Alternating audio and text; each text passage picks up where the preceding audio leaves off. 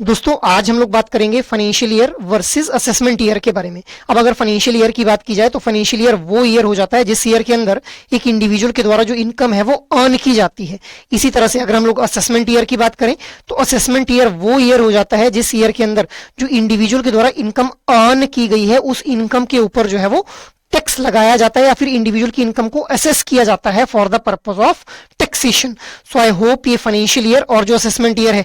दोनों के बीच में जो डिफरेंस है आप लोगों को क्लियर हो गया होगा। भाई अगर हम लोग एग्जांपल की बात करें तो देखिए जैसे मान लो कि भाई 1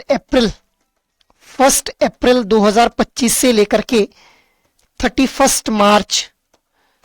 2026 तक हमारा जो है ये हो जाता है पर्टिकुलर फाइनेंशियल ईयर, अगर हम लोग करंट सिनेरियो की बात करें। और इसी तरह से अगर हम लोग असेसमेंट ईयर की बात करें तो असेसमेंट ईयर क्या हो जाएगा यहीं पे 1 अप्रैल 2026 से लेकर के 31 मार्च